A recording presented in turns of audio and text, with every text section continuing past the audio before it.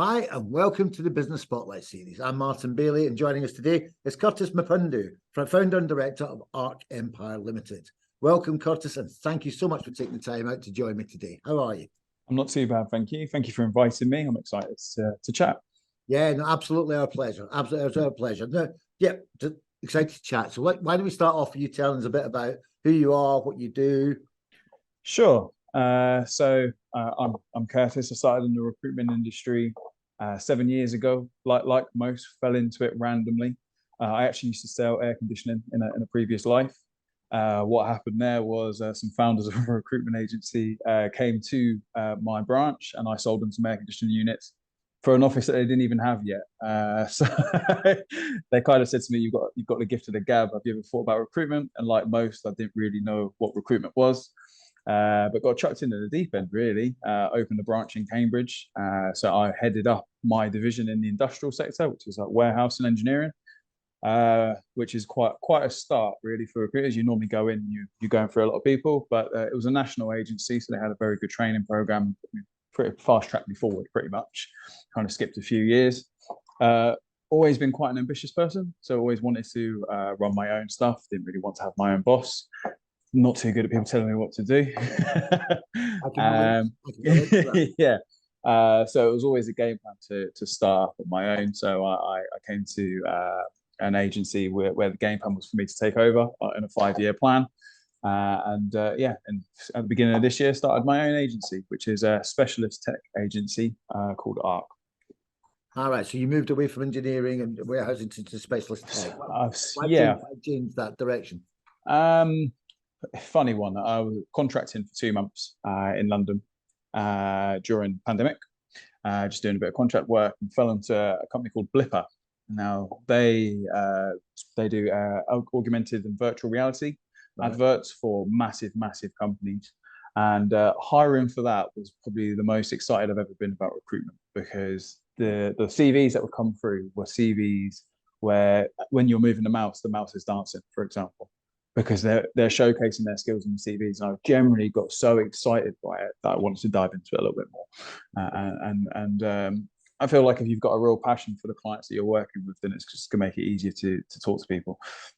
Yeah, absolutely. I totally agree with that. I mean, if you love what you do, then getting out of the bed in the morning, you're literally bouncing out of bed, and you can't wait to get to. You don't even call it work, do you? No, exactly. It's almost like a hobby you enjoy doing. Yeah.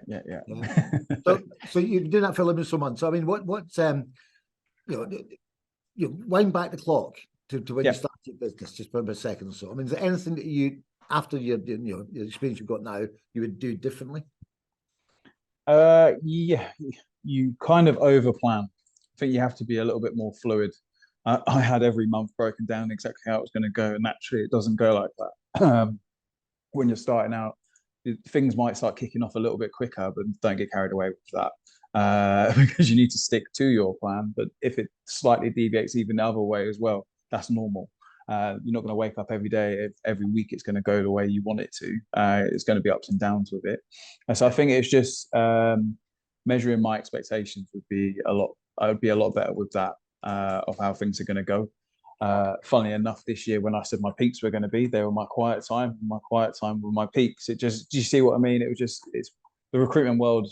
Most will tell you is unpredictable anyway this year, and everything seems to have flipped on its head. So yeah, it was a bit.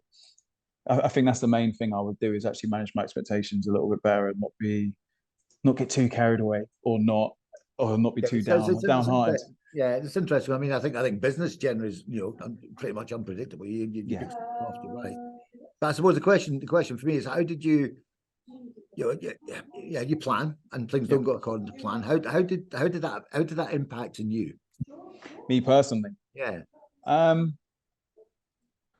It started better, which was kind of the better way of doing it, really. I feel like if it had gone the other way, I understand. I was reading stats of how many companies actually survive the first 2 years, and it's not very high. And I can understand why.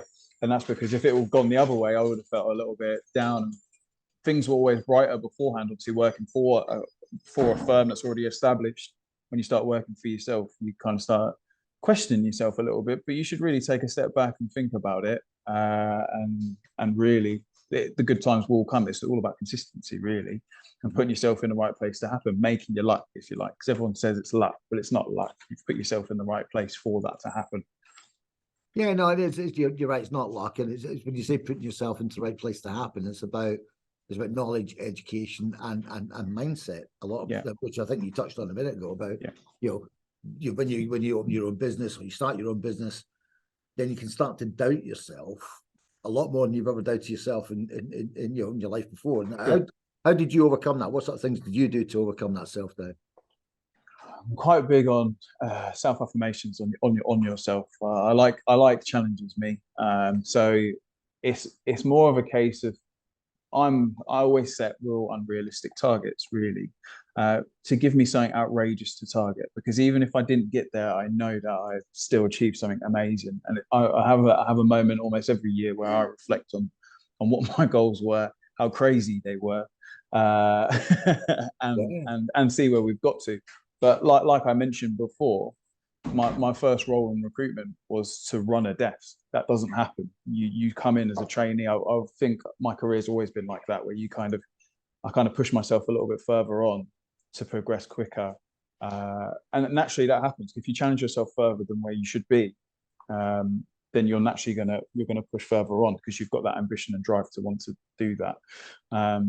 Yeah. But when did that realization happen for you that actually you got to set yourself some, I mean, I call them big, hairy, audacious goals. When did that realize you'll reach for the stars and you'll get to the top of the mountain type of mentality? When did that start to? It started for me when I was two years into my recruitment career and already having conversations about what in 5 years we're going to run this agency. That is ridiculously fast tracked. Yeah. Now I had a vision that in 5 years from when I first started, I'd be the branch manager. But I don't say those goals to anyone. Those goals were just all to me with a game plan that in 10 years, maybe I'll run a business. I'm already here and was already running stuff 2 years ago. So I was only 5 years into my career. So I had the goal that I was going to get there. But I realized actually if I keep pushing and pushing and pushing myself for it, I'm getting there quicker because actually I'm believing myself. It's a positive of believing in myself that I'm actually going to get there, that I'm here. And now I'm talking to you, people like yourself. Yeah, well, self-belief is a really, really powerful thing. Yeah. It's interesting. I mean, you met a guy that kind of fascinates me because, if you think you can and you think you can't, you're right. Yeah. So whatever you tell yourself is your reality at that moment in time. And you mentioned positive, you mentioned, self-affirmations. Well, that self-talk is really, really important because that's helping you put your mind into the right place to go and achieve what it is you want to achieve. So I think it's brilliant. I think it's brilliant. So once you got those goals, I mean, how do you then plan to achieve? What sort of I really break it down. What does that look like? So let's say, for example, the company wants to make £1 million in the next 5 years. It will be broken down to what does the first quarter look like for that? How does Q4 look for that? How does 2 years look for that? Do you know what I mean? So it's proper broken down exactly into where we should be at those markers. And I set markers, short and long term. And I think what I've learned in these 11 months is that if, for example, we get to Q4 of year one and we're smashing it, the goal still stays the same. Let's maintain where we are instead of moving the goalposts. I would call it a bad trait where if I was achieving quite quickly, I'd move the goalpost of where I want to be and then forget what the original goal was in the first place. So I've come a long way, but then you start beating yourself up about how far you've come because you've now set a new goalpost and you haven't got there. When actually, when you started, you wasn't even supposed to be here yet. So I think that's the main thing I've learned is to keep the goalposts where they were, stick to the original plan. Yeah, no, I think it's a great insight because it's important you celebrate successes. Yeah. And not many if you people move that goalpost, you forget all about the success you've had. Exactly that. Not many people do celebrate themselves, and they kind of beat themselves up because they compete with everyone else. Whereas I like to compete with myself because the way I see it, it's my career, it's my plans, my dreams, if you like. Where do I want to be? There's no one that's done doing it the way I'm doing it. Not in the sense of doing recruitment different, but my career path is different to the next person. So you kind of have to compete with yourself. My thing is I'm my own competition. I don't have any other competition. If I turn up to the next day and I've done better than I did yesterday, then the day is good. We're progressing. If I keep getting better and better, what I've achieved already, it's only going to get better from here. Absolutely gold dust. Absolutely gold dust. You're absolutely right, and you're right. So many people because of peer pressure and just I think the way society is, they end up comparing themselves to the competitors and everybody else around about them. And you're absolutely right. There is no comparison because at the end of the day, it's you and you being better, as you said, than you were the day before, and you being better every day than you were the day before is what's going to take your business and propel it ahead of anybody else's. So the more focused you become on what you're doing, the more successful your business will become. Yeah, and of course, and also with that is not every day are you going to be better. You're not always going to be better than you were the day before. And the thing is to make sure that you don't get too down about that, because that becomes one day becomes a week, 1 week becomes a month. Now you've had a bad quarter. You kind of have to have a mentality of that was yesterday and I'm over it, and we go again. Or that was this morning and we're over it. Simple as that. Yeah, yeah, no, absolutely. I think that's great advice for anybody listening. Is a lot of that you've got to focus a lot on that to really make a difference in terms of what you do in your performance in your business. Absolutely right. So I mean, you've obviously grown in the last 11 months. So I mean, what would you attribute that growth to? Ambition, being out there, going out there for doing what's not normal, because what's not normal normally works. Because if you try and follow trends of what's worked in the past, everyone's trying to do that because they know that's the proven way. Try and look at it from a different perspective. So I'm based over in Cambridge, so normally what you do is you start in Cambridge and progress out to London or Manchester or wherever the big techs are. I've started in London and worked my way back, and it's been an easier sell that way because of the commute from Cambridge to London. That's been very attractive. It's a whole new talent pool that they're not used to. London's very saturated with loads of agencies, so to come from Cambridge and go in, that's an easy sell. It's a quick train. And then when on the flip side of that, you then automatically, when you start posting London jobs, you get London talent, which you're now pitching back to Cambridge, which they want. People don't want to don't want to be stuck on the tubes. There's a tube strikes, train strikes everywhere. I'll leave that bit out. But yeah, you see what I mean. People don't want to be in the big capital city. They want a bit more of a quiet life. They want to come to Cambridge, and there's a lot of it's worked better that way. Okay. But if I was to speak to fellow people in my industry, they would say don't target the big market first. So I've been a bit unique. Kind of build it uniquely for yourself here, and then go out when you're ready. Where I've done it the opposite way. I'm sensing a bit of boldness here as well. So be bold. Don't necessarily follow. Don't be a sheep. Yeah. Find your own path. Find your own path. Absolutely, and be bold with it. Take some risks and go and test and measure them. See what works, what doesn't. Yeah. What is the worst that can happen? You set a marker that you come back in a few years when you have already built it, and they'll be like, I remember we spoke 2 years ago. There you go. And you've already set the boundaries for future. Yeah, no, absolutely. But I mean, and when any business, I suppose, but especially when you're starting your business, time and that balance between your time working and your time personal life and all the rest. How do you sort of manage that? My partner will answer this differently. They always do. Yeah, it's a lot. But I feel like everyone starting a business knows it's going to be a lot. The good thing about it is it's not a 9 to 5. You can start later in the day.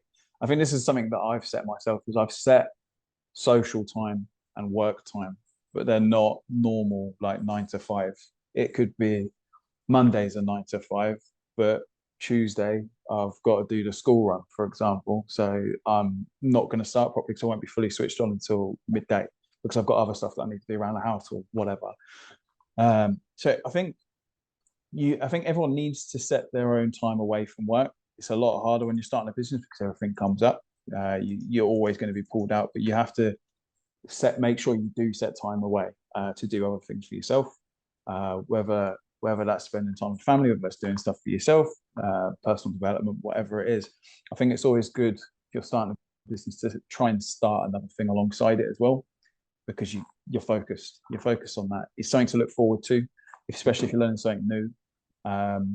I'd like to find. I think that's a good thing to get involved in, because you're kind of distracting yourself from how busy you are, because you're trying to learn this new thing that you're investing in. It helps. It does actually help.